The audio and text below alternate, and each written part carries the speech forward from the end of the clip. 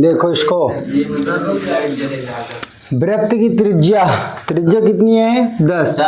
कल बताया गया अगर कोई त्रिभुज वृत्त है, वृत्त का चतुर्थांश होता है तो कितने अंश का होता है 90 अंश का। तो ये बोला है वृत्त का जो कोई जीवा है वो केंद्र पर कितने अंश कोण बना रहा है समकोण।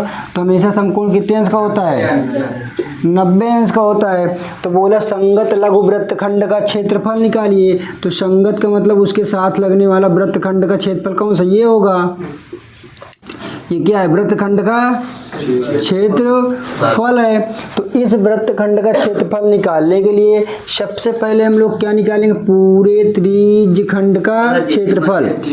पूरे त्रिज्यखंड का क्षेत्रफल, ये पूरा पहले इतना पूरा एरिया निकालेंगे, ये पूरा इस पूरे त्रिज्यखंड का क्षेत्रफल।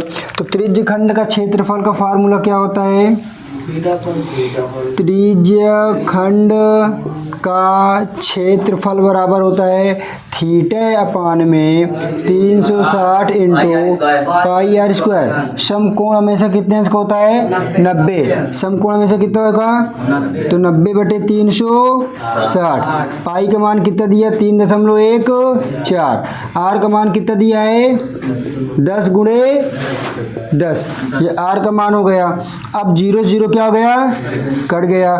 तो 9 का नाम 9 चौक 1/4। देखो 10 धाम में 100 है लड़के, 10 धाम में 100, 3.14 है। हम लोग 10 को 10 में गुणा करेंगे कितना हो जाएगा 100। तो 1/4, जब 100 को 3.14 में गुणा करेंगे तो 314 हो जाएगा, ठीक है, कट जाएगा। तो हम लोग 100 को जब गुणा करेंगे तो 2 जीरो बढ़ जाएगा और 2 अंक दशमलव पीछे 2 अंक लगाएंगे तो क्या हो जाएगा, ये देखो दशमलव क्या हो जाएगा, हट जाएगा।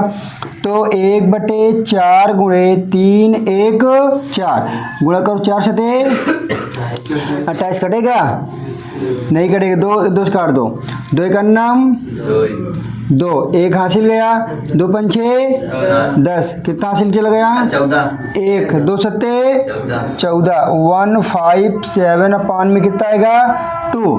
अब ये भाग जाएगा, नहीं जा रहा। अब हमें देखो ये पूरे किसका क्षेत्रफल आ गया, त्रिज्यखंड का क्षेत्रफल आ गया है। अब हमें क्या निकालना है, इसका क्षेत्रफल, ये ब्लैक वाला पोर्शन जितना कलर है इतना क्षेत्रफल निकालना है। तो इस त्रिभुज का क्षेत्रफल निकाल लेंगे। तो त्रिभुज का क्षेत्रफल का फार्मूला क्या होता है, त्रिभुज का क्षेत्रफल अगर कभी भी कोण कैसा है समकोण, क्या है समकोण, तो समकोण कैसा होता है, ऐसा होता है, ऐसे है ना।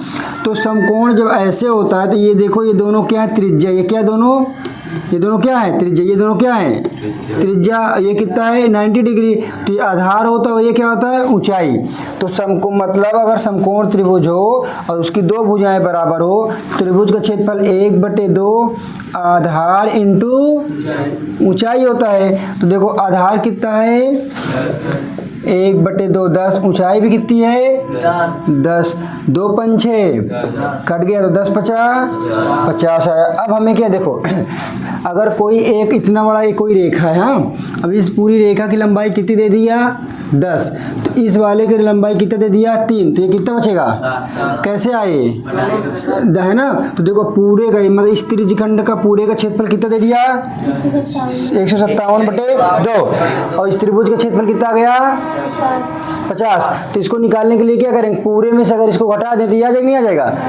तो अब हम लोग क्या निकालेंगे, संगत लघु वृत्तखंड, संगत लघु वृत्तखंड का क्षेत्रफल पूरे त्रिज्यखंड, पूरा त्रिज्यखंड क्या है 157। आप लोग हिंदी लिख सकते हो, त्रिज्यखंड का क्षेत्रफल माइनस त्रिभुज का क्षेत्रफल लिख लेना, ठीक है। 157/2 माइनस त्रिभुज क्या है 50, तो 157/2 इसको जब हम लोग क्या करेंगे लासा ले लें, गुणा कर दे, 50 दूना का 100 बटे कितना हो जाएगा 2, तो ये हो जाएगा 157 में से 100 गए 57/2 भाग करेंगे 2 दूना का 4 एक हासिल चला हो गया 17 2 ठे 16 एक गया दशमलव लगाएंगे 2 पंचे 10 सेंटीमीटर स्क्वायर। पहला आंसर ये हुआ 28.5 सेंटीमीटर ये सेंटीमीटर। बताओ त्रिभुज का क्षेत्रफल का सूत्र है ये लिखा तो है। जब समकोण त्रिभुज हो तो त्रिभुज का फार्मूला क्या होगा आधार इंटू ऊंचाई। अब हमें बोला है संगत दीर्घ त्रिज्यखंड। संगत दीर्घ त्रिज्यखंड का मतलब अब ये वाला पार्ट ये दीर्घ दिख रहा है नहीं दिख रही वाला पार्ट ये वाला। तो इसको निकालने के लिए क्या करेंगे अगर हम लोग पूरे वृत्त का क्षेत्रफल निकालने क्या करें वृत्त का क्षेत्रफल से इस वाले त्रिज्यखंड का क्षेत्रफल घटा देंगे तो आ जाएगा नहीं आ जाएगा। देखो पूरे वृत्त का क्षेत्रफल है ना और उस पूरे वृत्त के क्षेत्रफल से त्रिज्यखंड लघु त्रिज्यखंड का क्या करें हटा दें तो आ जाएगा नहीं आ जाएगा। तो क्या करेंगे तो पूरे वृत्त का क्षेत्रफल क्या करेंगे वृत्त का क्षेत्रफल माइनस लघु त्रिज्य खंड का क्षेत्रफल।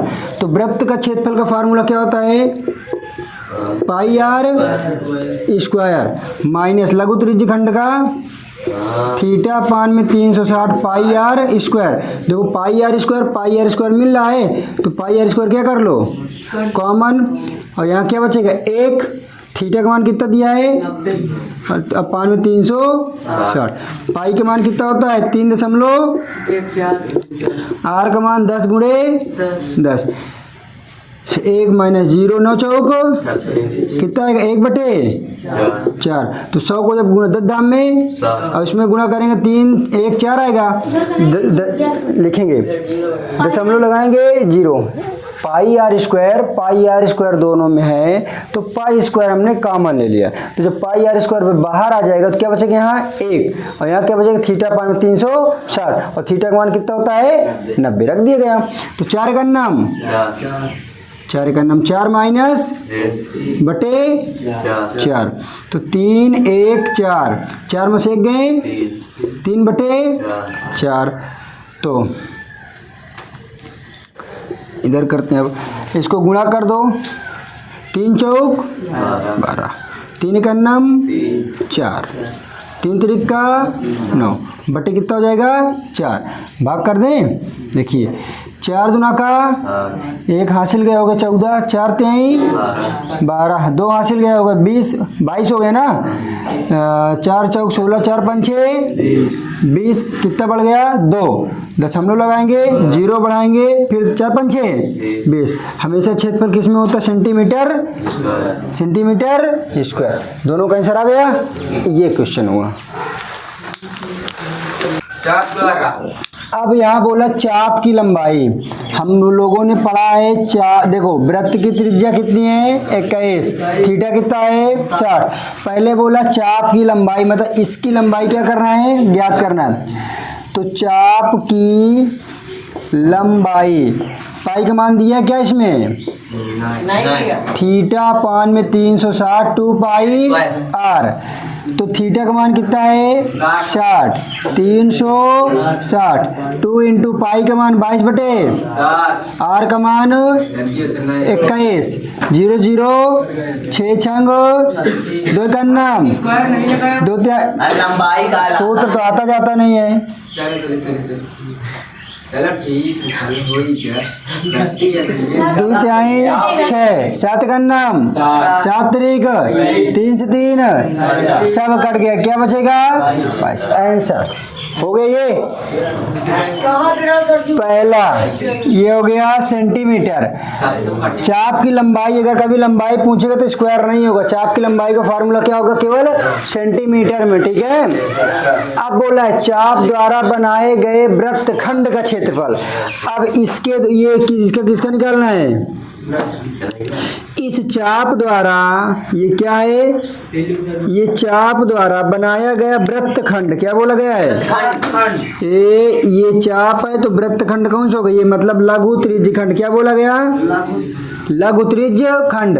तो बताइए लघु त्रिज्य खंड का क्षेत्रफल का फार्मूला क्या होता है देखो चाप द्वारा बनाए गए वृत्तखंड, इसका मतलब दिमाग लगाइए, ये नहीं कि वृत्तखंड, ये नहीं। अगर बोलता जीवा द्वारा बनाए गए वृत्तखंड का क्षेत्रफल तो किसको निकालते?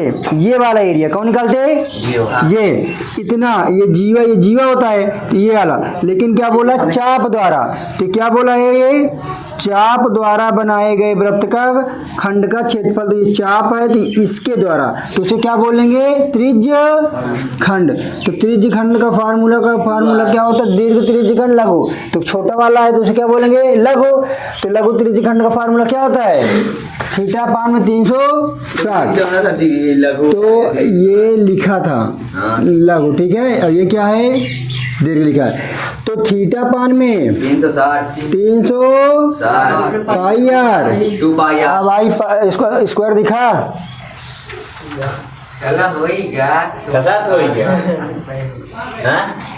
थीटा का मान 60/300, पाई का मान, आर का मान 21 गुणे 21, 0 0, 6 छंग 7 त्रिक 3 कन्नम 3 दुना का 2 कन्नम 2 ग्राम 11 21।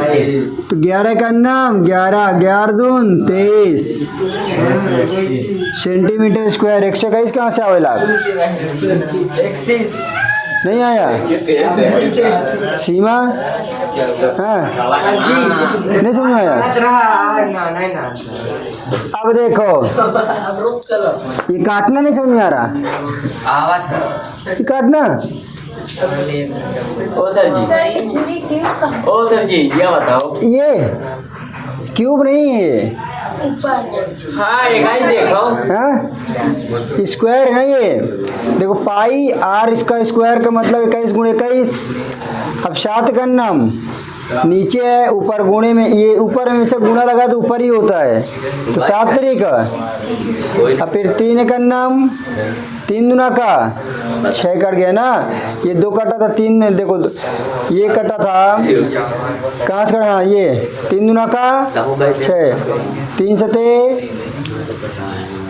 समझ में आया? थोड़ा सा बढ़िया से ध्यान से समझिएगा, ठीक है। हाँ बोलो।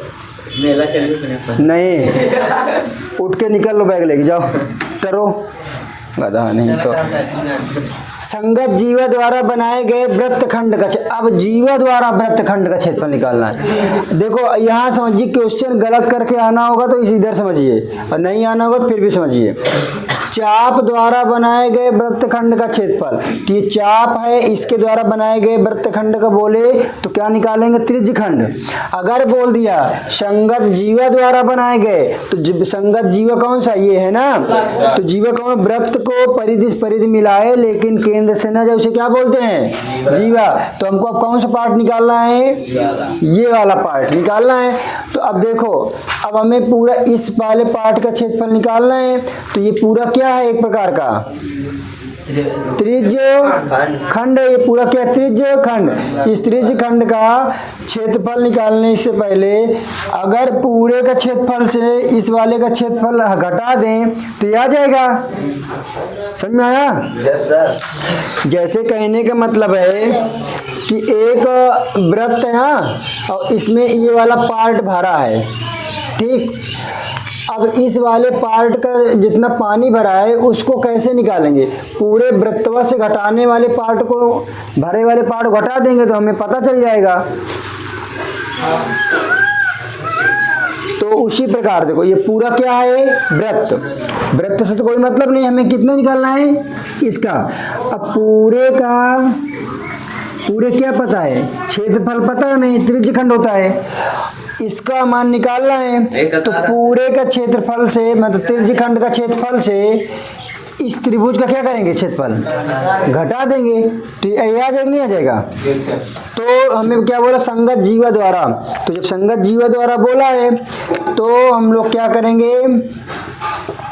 त्रिज्य खंड का क्षेत्रफल बराबर सॉरी माइनस किसका घटाएंगे?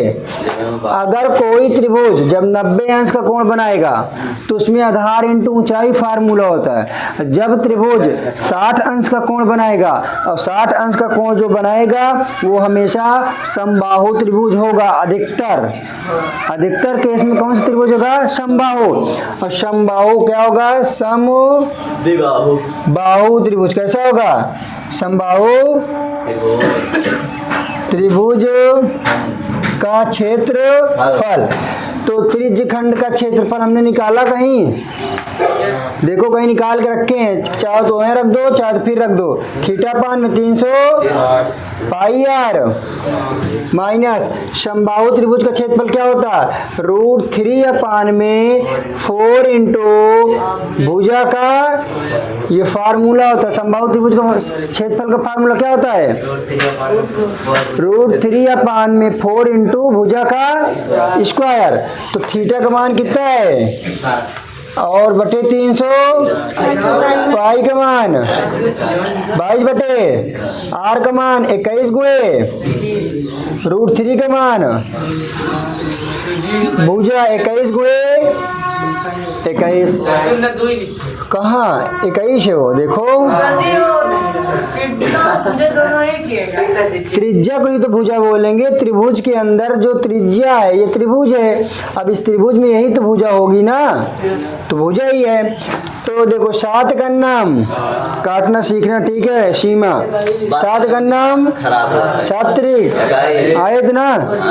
6 का नाम 0 0 कर गया। 6 का नाम 6 छंग आया कि नहीं आया?